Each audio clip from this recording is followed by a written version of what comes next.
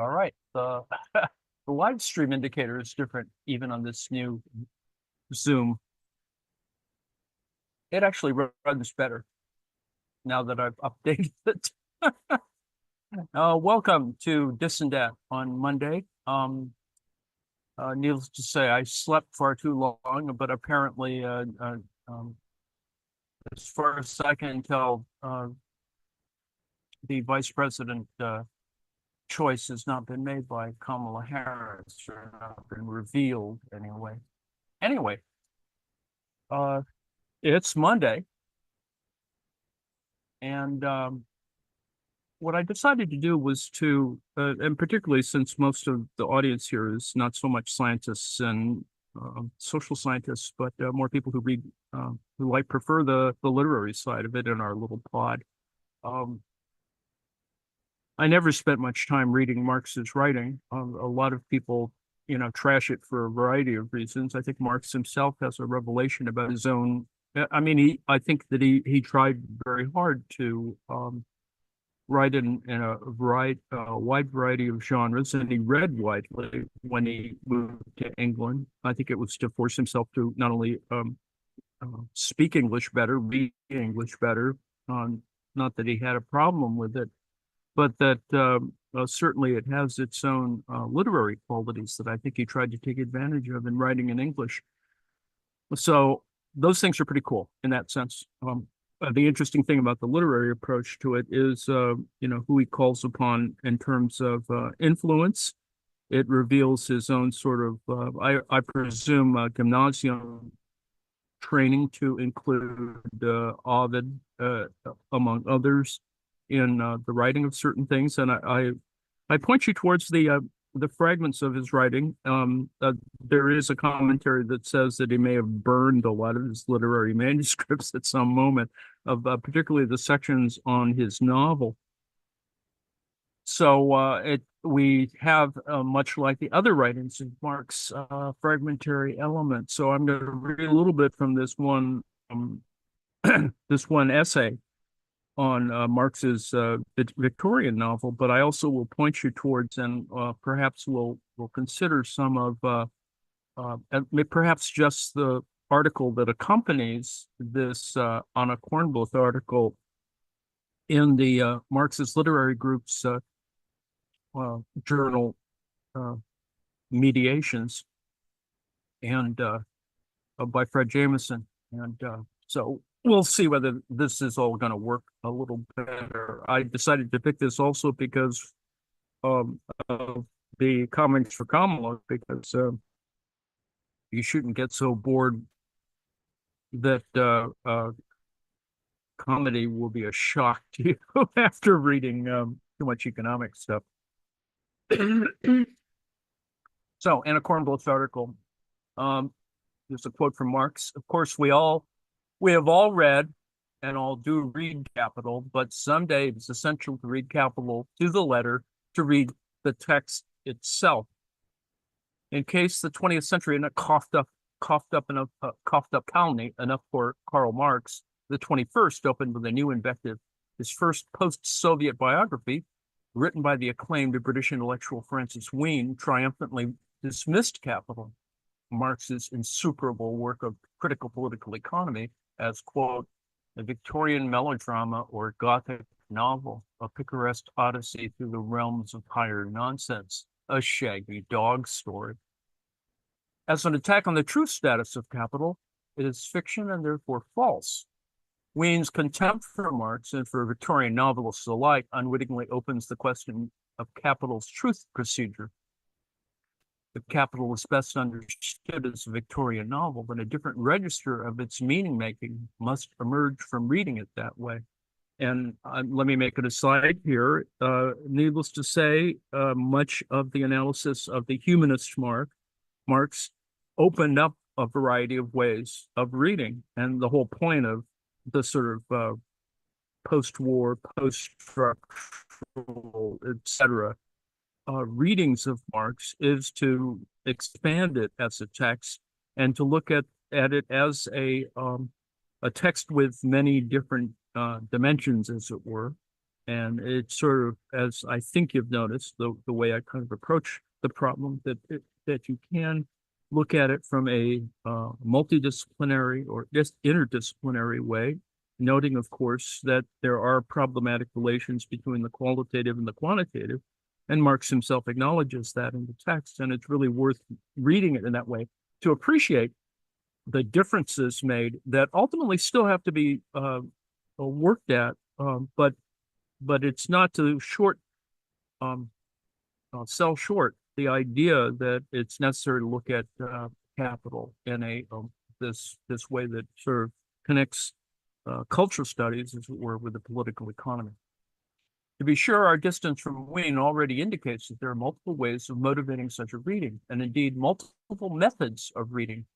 For a two-quick schema, I will address two strategies, the contextual and the paratextual, before generally utilizing a third, the textual, quote unquote.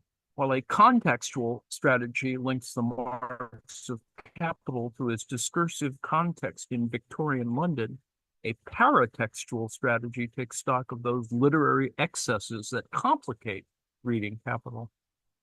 The former tells us much about Marx the author. The latter has told us some about the heterogeneity and opacity of capital. The third method, I hope, tells us more about how capital thinks, how as a textual whole it engages its object. Reading capital as a Victorian novel, I will suggest, should foremost mean reading for the ways that its insights materialize narratively, figuratively, and aesthetically, in addition to referentially or instantively. It should mean posing that Dickensian question: what connection can there be between the multiple plots, multi-linked chains of images, and multiplications of perspective that all, by virtue of their boundedness within one textual whole, engage the same underlying object? Such a reading is therefore repelled by contemptuous analogies between capital and Victorian novels, compelled by the Victorian novels' exemplary aesthetic thinking, and impelled by the essential imperative to read again what has already been read, to defamiliarize the Marxian curve. To welcome Marx, the minor Victorian, to read him among his novelist neighbors, casts light on his unassimilable life, and may therefore honor the unassimilable in his thought. Jew among Catholics, German in exile, invalid in Algeria, philosopher in poverty, renter in arrears, the perennially disconnected Marx was unhomely at home in London for 34 years. Denied British naturalization late in life, he nonetheless rests for eternity in Highgate Cemetery.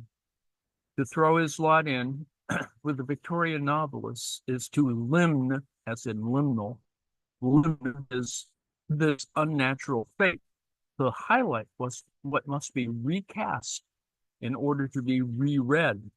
Reading Capital as a Victorian novel pursues those insights which themselves and perhaps remain unassimilable within the discourse of critical political economy, insights that precisely pertain to that which remains unassimilable in capitalism, what remains resistant to accounting.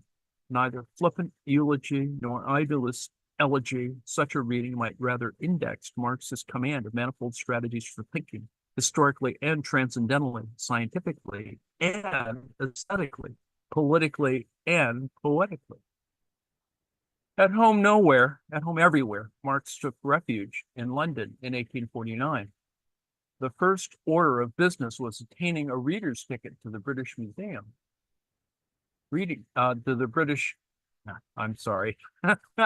British Library Reading Room, which is now the which was the British Museum, and the British Library is moved across the street.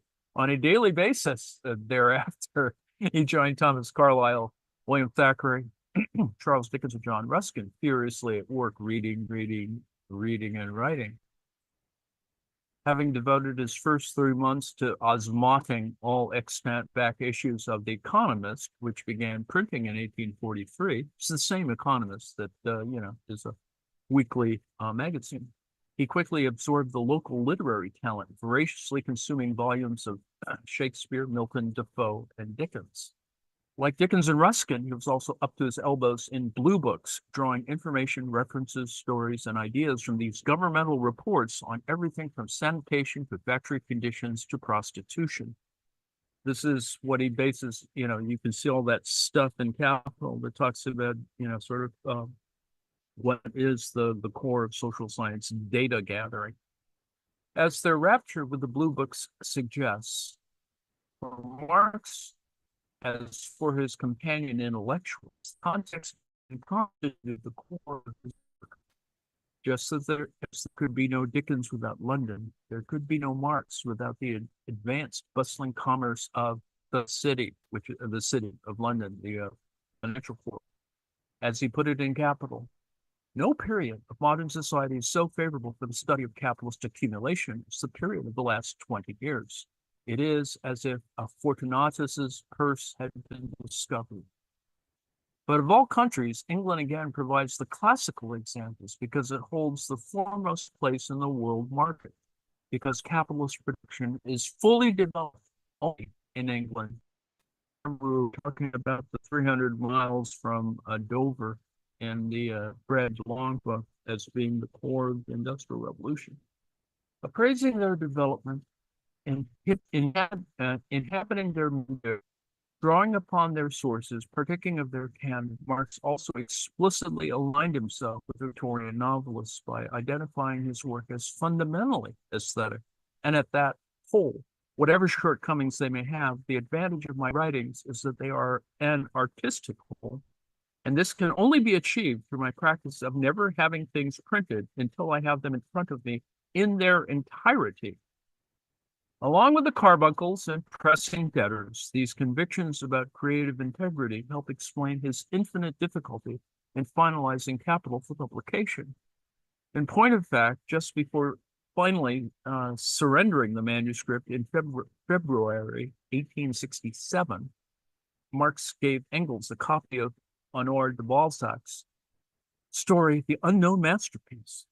In the story, a painter obsessively and painstakingly reworks a single canvas for over a decade, daubing and shading and blending in pursuit of such depth that it fathoms reality, an atmosphere so true that you cannot distinguish it from the air that surrounds us. This same idea is also said of course, of Da Vinci. In the tragic denouement, the artist proclaims his stylistic triumph. Where is art?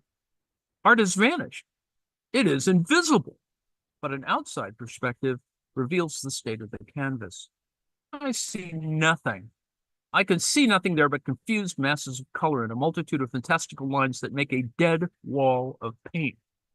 The burning ambition for ideation, for art so real, it is invisible, its media in an inscrutable proto-impressionistic muddle. As a preface to the artistic whole of Capital, The Unknown Masterpiece bespeaks Marx's methodological predicament. While constructing a whole was imperative, cultivating an adequate aesthetic felt nigh impossible. Indeed, it was to this predicament, and remarkably, not to ideological antagonism, that Marx appealed in explaining the negative reviews of Capital. The mealy-mouthed babblers of German vulgar economics grumbled about the style of my book, he wrote, proceeding to note that the grumbles were incomplete. No one can feel the literary shortcomings of Capital more strongly than I myself. Conversely, Marx took great pride in the aesthetic appreciations from the London press, which celebrated his unusual liveliness and found that the presentation of the subject invests the driest economic questions with a certain peculiar charm. Peculiar charm and unusual liveliness perfectly capture the product of Marx's early career. Long before he aspired to the critique of political economy, the young Marx fluently pursued charming stylizations, conducting numerous early literary experiments. You can see that in the Marxist.org site, including love poems, wild songs, and a book of verse. And indeed, rather like enacting the kind of phylogeny of that ontogenetic generic experimentation, which culminates in the novel as such, his experiments ultimately amounted to Scorpion and Felix, a humoristic novel of 1837. Remember, the economic and philosophical manuscripts are in 1844. Marx's novel is a Tristram Shandy-ish pursuit of deferred origins, told self-reflexively in the present tense by a first-person narrator. There are three principal characters, Felix, Scorpion, and Merton, and the plot encompasses their attempts to trace their own genealogical, philological, biological, and literary origins. The novel's bellowed fireside chat clearly ironizes the hot air of philosophy, and it seems at times to juxtapose ideas purely for the ring of cacophonous nonsense. Yet its strategy of provocative contrast and inversion enables rather than diffuses its critical philosophical themes. Here, for instance, is the reported remonstrance of the character Merton, that he and not Scorpion is indeed the hero of the story. He had a shadow as good as anybody else's, and even better. And besides, he loved the right of primogeniture and possessed a wash closet. Now, what do shadows, primogeniture, and indoor plumbing have in common? And how do they amount to a hero's qualifications? In the next chapter, the first-person narrator devotes himself to this conundrum of associations. I sat deep in thought, laid aside Locke, Fichte, and Kant, and gave myself up to profound reflection to discover what a wash closet would have to do with the right of primogeniture.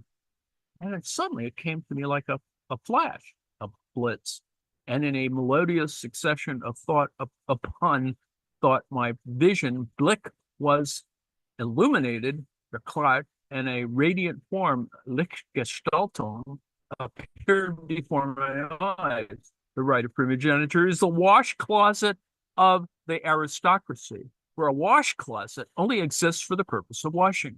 But washing bleaches and thus lends a pale sheen to that which is washed.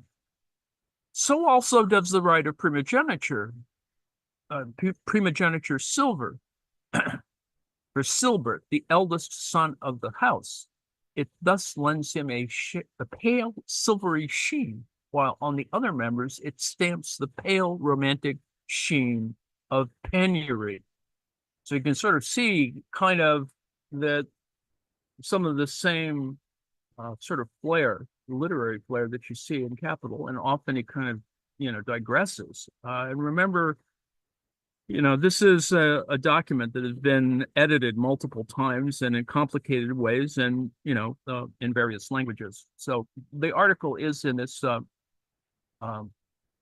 journal, Mediations, and it's worth reading further, I suppose. But we'll stop there, and I hope that you'll take a moment to sort of read through it. I mean, it does have a fair number of pages, it's a standard article. But it does point, I think, to certain kinds of ways in which we talk about framing and representation and talking about how Capital operates as a text, as a act of reading. And remember, Althusser writes a text on reading Marx in that same kind of way. Well, not identical, but in a broader range, let's put it that way, in a more structural way. Of course, you can apply other kinds of analysis to it as well. So I'm going to read a little bit from the front end of the novel, or a book of verse, and more specifically, Scorpion and Felix, a humoristic novel. Note that, of course, it was never published. Some of it got, destroyed by Marx himself. And so, what we have is pretty much like the same problem with Marx in general, that there are these fragments that have sort of been smashed together to try to work. theoretically and in a critical reality. Scorpion and Felix, a humoristic novel. It's the only comedic fictional story to have been written by Karl Marx, written in 1837 when he was 19 years old. It has remained unpublished. It was likely written under the influence of the life and opinions of Tristram Shandy, Gentleman by Lawrence Sterne. The novel is told by a first-person narrator in the present tense. The plot revolves around three main characters, Felix, Scorpion, and Merton, and their quest to uncover their origins. The novel seems to take an ironic polemic with philosophy. It has also been described as satirical, which opens it, of course, up to incredible literary analysis. Sigbert Solomon Prather noted that the book is notable for being Marx's first attempt to discuss politics, and that it begins his polemic with Hegel. Anna Kornbluth, as above, however, argued that the piece is a polemic with Locke, Fichte, and Kant, but not Hegel. She also commented more positively on the novel, concluding that it shows how even a young Marx pursued logico-formal connections behind the veil of the visible, how thoroughly he tracked different forms of appearance of the real within ontologically positive reality. And if that isn't the Hegelian approach, I really don't know what is. So let me just read some of this, and then we can stop and yak for a bit, I suppose. Chapter 10. Now follows, as we promised in the previous chapter, the proof that the afford sum of $25 is the personal property of the dear Lord. There, without a master, sublime thought, no mortal power owns them, yet the lofty power that sails above the clouds embraces the all, including therefore the aforesaid $25, with its wings woven from day and night, from sun and stars, from towering mountains and endless sands, which resound as with harmonies and the rushing of the waterfall, it brushes where no mortal hand can reach, including therefore the aforesaid $25.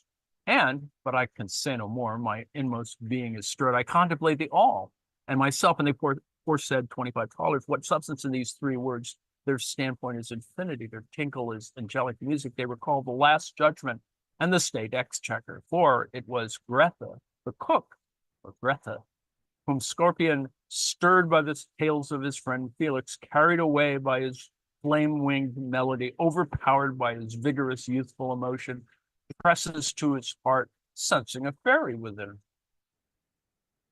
I conclude, therefore, that fairies wear beards, for Magdalene Grete, not the repentant Magdalene, was decked out like a warrior, jealous of his honor, with whiskers and mustachios. The curls on the soft cheeks caress the finely molded chin, which, like a rock in lonely seas that men, however, behold from afar, jutted out of the flat, skilly plate of her face, enormous and proudly aware of its sublimity, cleaving the air to stir the gods and overwhelm men.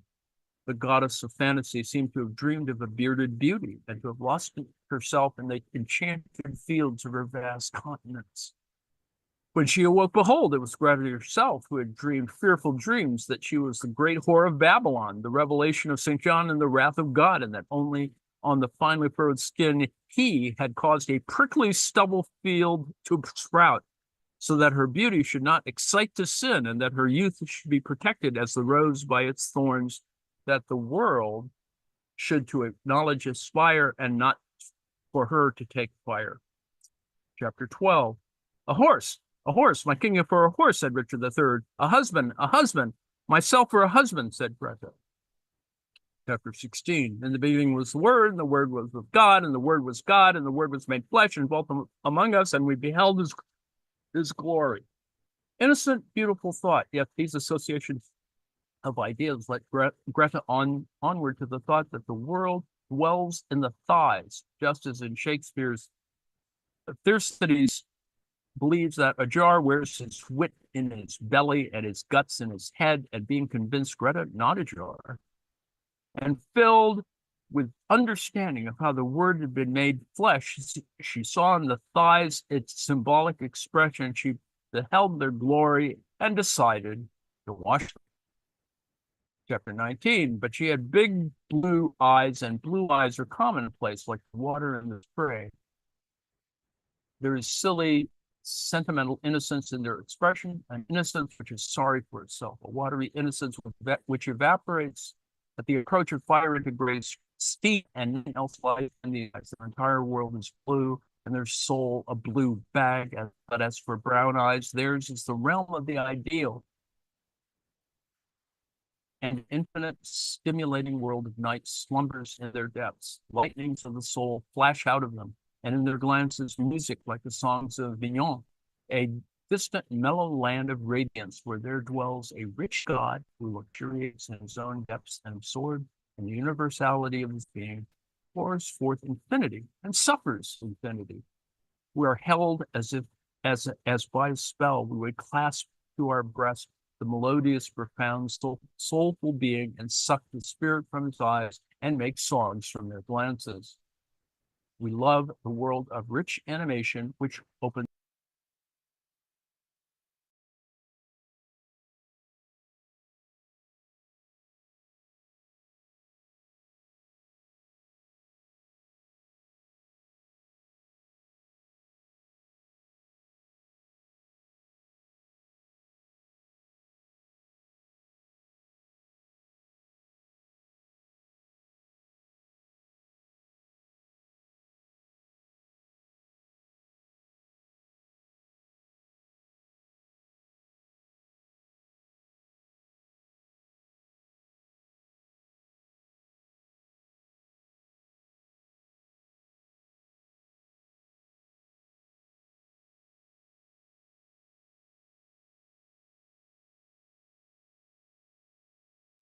We'll stop there. Apparently, Zoom is a literary critic.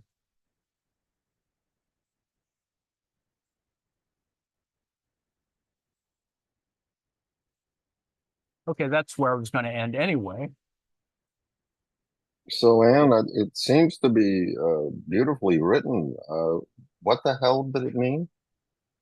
Well, that's a good question. I always have a trouble reading Victorian. I have a trouble with 19th century literature. Wow. Yeah. um, it's aesthetic charms, that and Mr. Darcy. Mr. Darcy. Mr. Darcy. Um, you have to sort of see it in this kind of,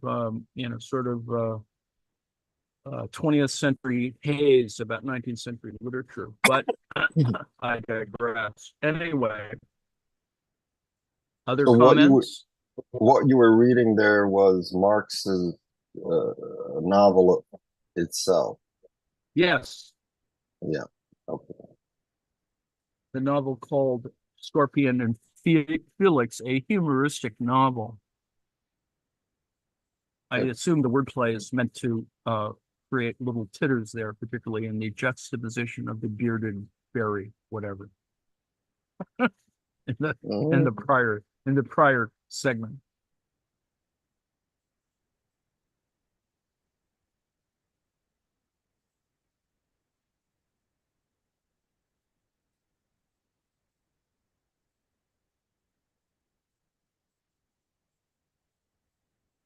That made no sense to anyone, I'm sure.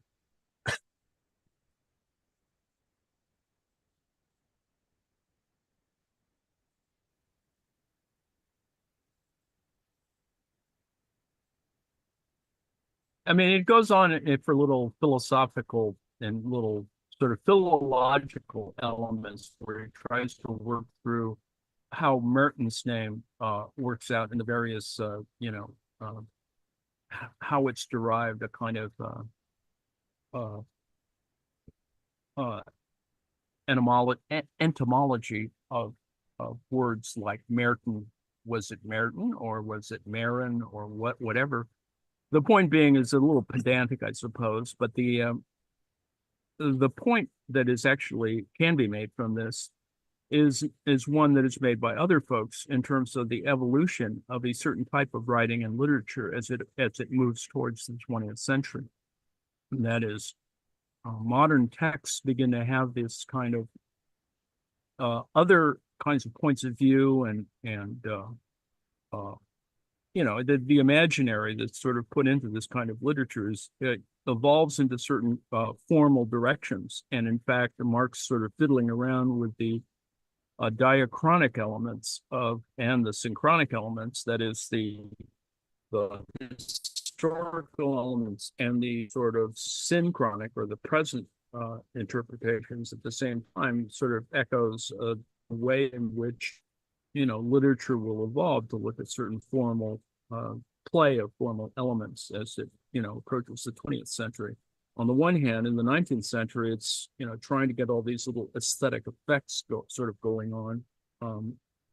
And of course, Marx is influenced by, ultimately in the next decade or so, by writings about, you know, reality, the kind of base reality of poor people. And but he looks at that juxtaposition, I think, in an important way.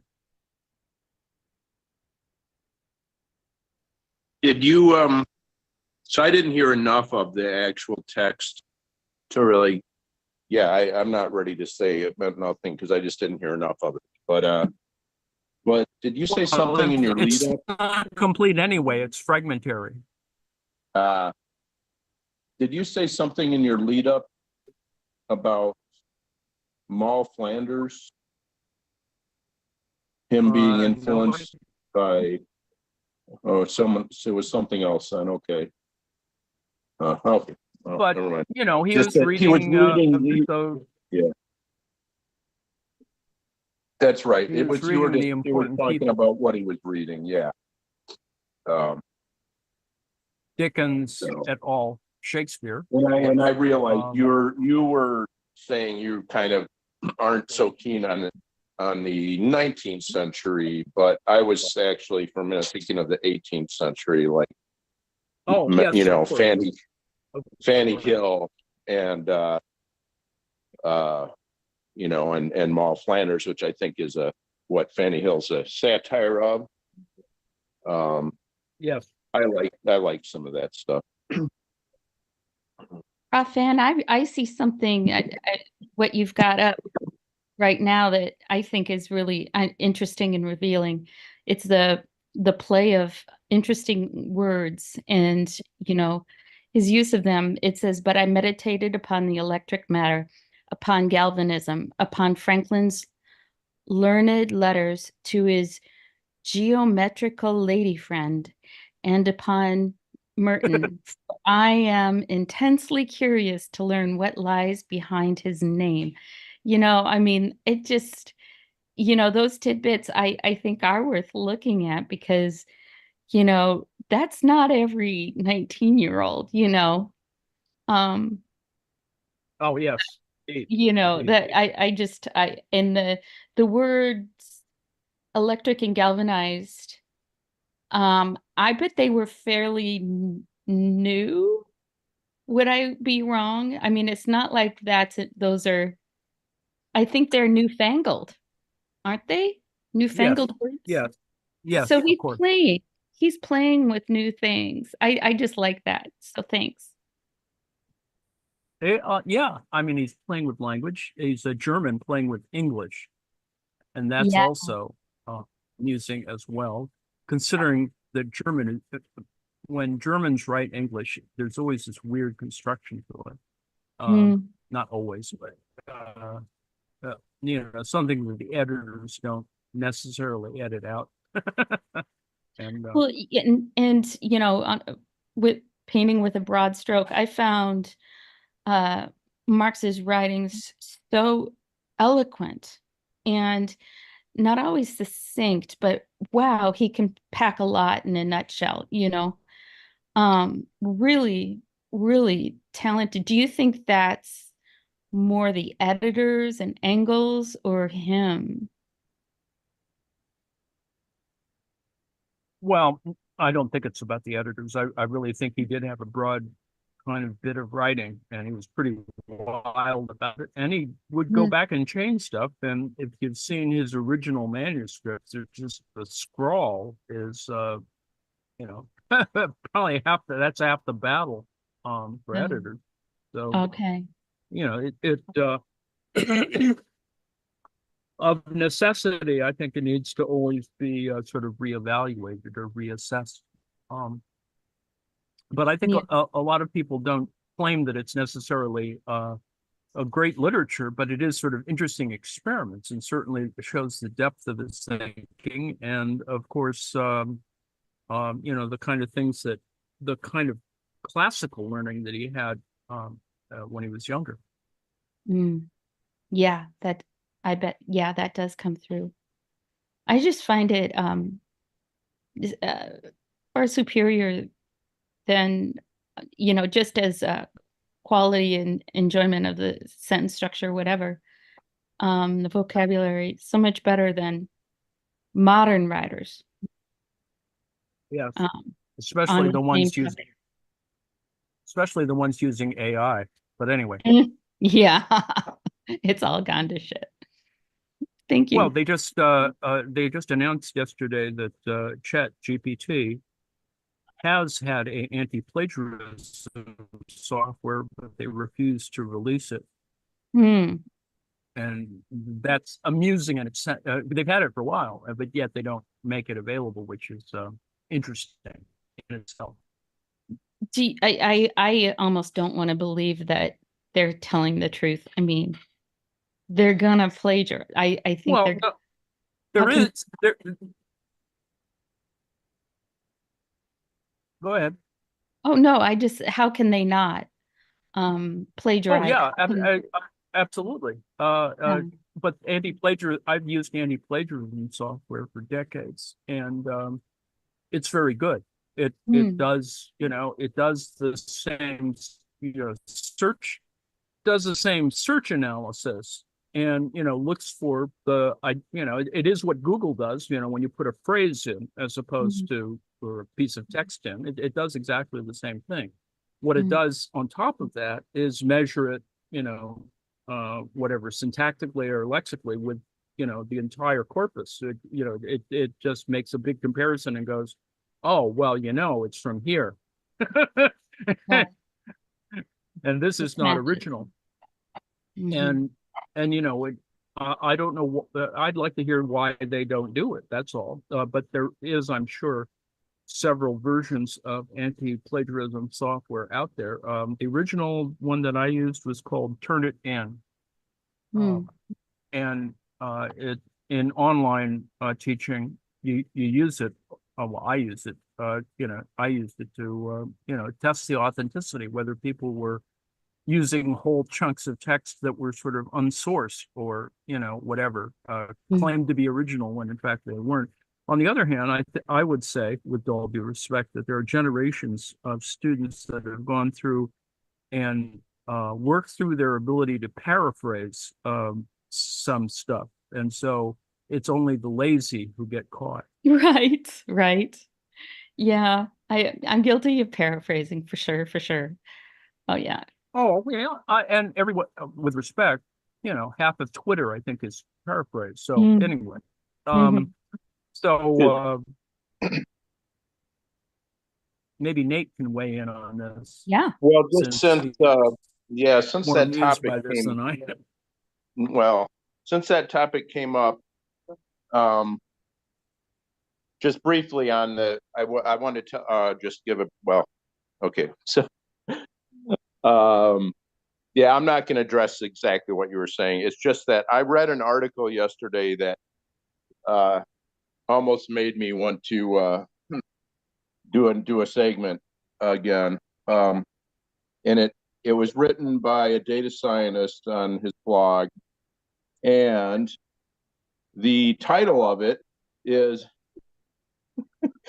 "I will fucking pile drive you if you mention AI again."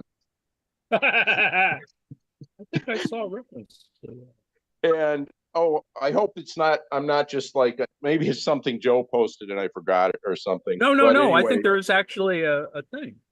Anyway, carry on. But we can find so out. it was actually a pretty involved article in spite of the sound of it.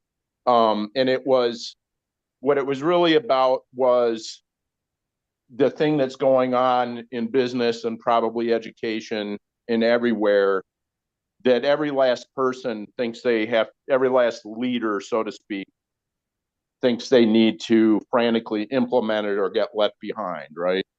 And that, he's making the point that, listen, if there's a reason for your business to be using it, it will become clear, and you probably won't be the person implementing it anyway. In that, the people talking about it in the way they are, it should be companies that are truly working on the bleeding edge of the actual AI. And so he's not saying that AI is not going to be useful, possibly even very consequential. He was just he obviously works in business. He's a data scientist, and he's like just encountering all these blustery, overhyped, and it reminds me of, when the web was first becoming, more was kind of expanding into the broader consciousness. And even a little bit when I was in high school, when PCs were starting to become affordable. And there always seems to be this initial sort of thoughtless hype, which isn't, obviously both PCs and the internet have become, part of it, pretty much everything we do. So it's not that it's all wrong. It's just, it's premature, and we don't all have to, we're not, yeah, it's like the vast majority of us are not computer scientists. So anyway, but the article's funny. It filled with that kind of language and just hilarious, indignant, but very sharp, and apparently knowledgeable retorts to the many things he hears. So perhaps I'll read it someday. Basically it's 5 things he hears. So each section is one of the things, and then he cuts the sentence off midway and says, once again, shut up, and then goes and actually says something substantive. So anyway, but the title amused me greatly. Yes, and in fact, that it's quite useful for other things. I put up in COS a video made of Trump's dancing, and it's of course humorous, but it's also generated by an AI text. That is, the text was written and then the AI produced it in Trump's voice. So Trump has this thing in it when he dances, when he shakes his fists, and he does it in parallel. And this person decided that he was manipulating 2 male organs at the same time. So it was named Jerkin 2 Dicks, spelled JERKIN TUDIX. So needless to say, and it goes for 4 minutes of various versions of Trump doing his dance to YMCA, needless to say, making this motion with his 2 fists simultaneously. So, and Trump did in fact have sex. Looking at the biographies, there is some suggestion that he went to sex clubs of one kind or another. Well, I mean, since he doesn't drink, I'd hope he did. I mean, you got to do something. Well, he does drink, but it's actually, considering his history of predatory behavior, it's not really a funny joke, so I take it back. But I noticed it's 6, so I will do my part to stand back, stand down, stand back, and stand down. stand by. Stand by, Oh, yeah. stand back. Yes, something like this. Oh, yeah, stand by. Stand down and stand by. There you go. Well, stand back and stand by is the Trumpian that's what he trope. said. Okay. Well, and it looks Rather like than some of his. standing down. That he wasn't, he told them not to stand down, but to stand back and Oh, stand by. okay. Well, and I it looks can't like some of stand this kind of Literally- talk. So anyway, it looks like, sorry, unfortunately, many. Sorry. we diverged to the profane. My time is about up, so I will stop yakking and thank you for your attention. Needless to say, at 8 o'clock, I hope that we'll be able to hook into at least one of us will be able to, and I don't have the bandwidth, as you could probably tell, to hook into comics for Kamala.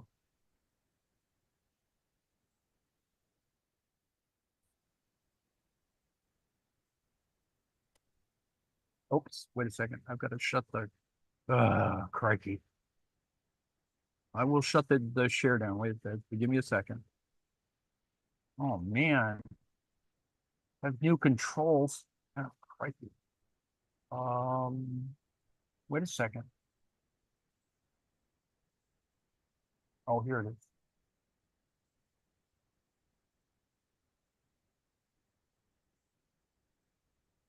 Damn it.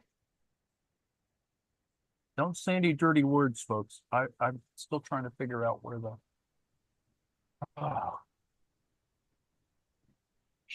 shares are.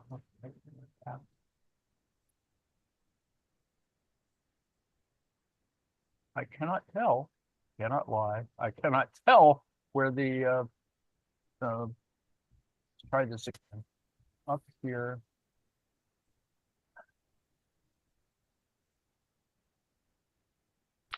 People curse on YouTube all the time. All right, then damn it. I can't find the shutdown thing for